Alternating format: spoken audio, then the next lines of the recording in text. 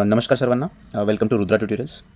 मित्रांनो, हा जो व्हिडिओ आहे या व्हिडिओमध्ये आपण जी TET आपली TET 2025 जी आहे, जी की आता आपल्याला माहिती आहे की नुकताच 11 तारखेला पडलेल्या प्रसिद्धी निवेदनानुसार आपल्याला हे माहिती आहे की जी TET आहे ती येणाऱ्या 23 नोव्हेंबर 2025ला होणार आहे. आणि या TETसाठी आपल्याला जो सिलेबस राहणार आहे, तर सिलेबससाठी एक वेगळाच व्हिडिओ आपल्या चॅनलवर तुम्हाला मिळेल. परंतु जो पेपर पॅटर्न आहे पेपर 1 आणि पेपर 2साठी, हा पेपर पॅटर्न आपण इथे बघणार आहोत की पेपर 1चा आणि पेपर 2चा जो पॅटर्न आहे हा पॅटर्न कसा राहणार, किती प्रश्न राहतील आणि त्यांचे निर्धारित गुण किती राहतील. तर याविषयीचा हा संपूर्ण व्हिडिओ आज आपण इथे बघणार आहोत. तर व्हिडिओ सुरू करण्यापूर्वी मित्रांनो, एक विनंती आहे की जर अजून आपण आपल्या चॅनलला सबस्क्राईब नसेल केलं तर प्लीज चॅनलला सबस्क्राईब करा, व्हिडिओला शेअर करा, लाईक करा. चला तर व्हिडिओला सुरुवात करूया. तर बघा, सर्वप्रथम आपण इथे बघूया की जे आपली TETचा जो पेपर 1 आहे, येणाऱ्या नोव्हेंबर 2025मध्ये जी TET होऊ घातली आहे त्या TETचा जो पेपर 1 आहे, या पेपरला ॲक्च्युली गुण किती राहतील. तर बघा मित्रांनो, हा जो पेपर आहे पेपर 1, हा पूर्ण जो पेपर आहे हा राहणार संपूर्णतः 150 गुणांचा पेपर राहील. आणि या 150 गुणांची जी काही विभागणी आहे ती बघा याप्रमाणे केलेली आहे. तर सर्वप्रथम बघा, या पेपरला एकूण 5 भाग राहतील. विभाग 1, विभाग 2, विभाग 3, विभाग 4 आणि विभाग 5. तर पहिला जो विभाग आहे हा भाषा विभाग, म्हणजेच की मराठी भाषा.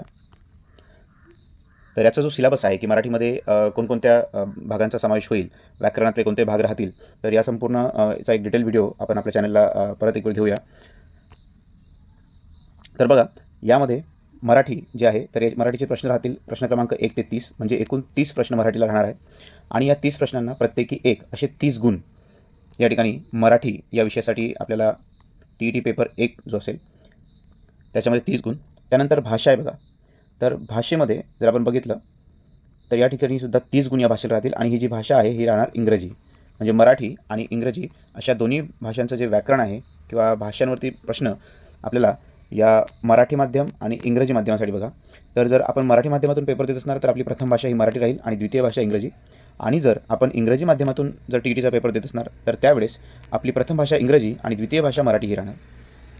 याची सर्वांनी म्हणजे नोंद घ्या. यानंतर बघा, तिसरा जो विभाग असतो हा तिसरा विभाग आहे आपला बालमानसशास्त्र व अध्ययनशास्त्र. तर हा बालमानसशास्त्र व अध्यापनशास्त्र यापैकी मित्रांनो जास्तीत जास्त तुम्ही DEDला जे आता आपण DTED म्हणतो आहे, राईट, DTED जे आपण शिकलो आहे त्या DTEDचा जो बालमानसशास्त्राचा सिलेबस आहे तो जरी आपण पूर्ण करतो तर याच्यातले 30 गुण आपण चांगल्या प्रकारे कव्हर करू शकतो. तर बघा, बालमानसशास्त्राला सुद्धा 30 गुण आहेत आणि याचे प्रश्न क्रमांक 61 ते 90, म्हणजे एकूण 30 प्रश्न 30 गुण याप्रमाणे आहे. त्यानंतर बघा मित्रांनो, चौथा जो विभाग आहे आपला, हा चौथा विभाग असतो तो म्हणजे गणित.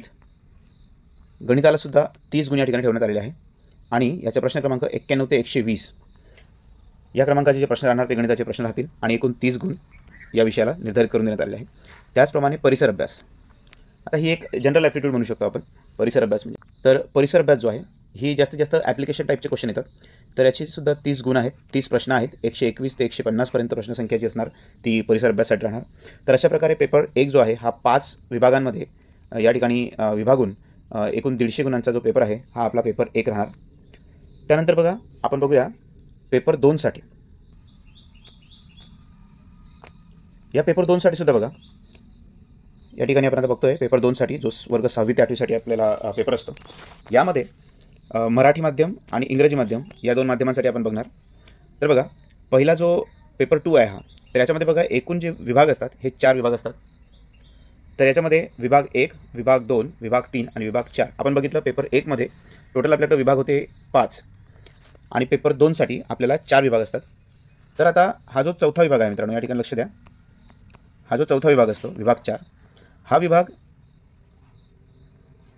जर आपण सायन्स फॅकल्टीतून असणार तर गणित व विज्ञान हा पेपर आपल्याला देता येईल विभाग 1, 2, 3 सोबत.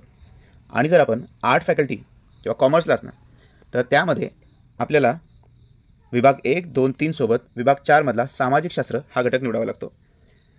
तर जर आपण आता ही टोटल केली तर बघा, या ठिकाणी आपल्याला हा पेपर जो आहे हा सुद्धा एकूण 150 गुणांसाठीच असतो.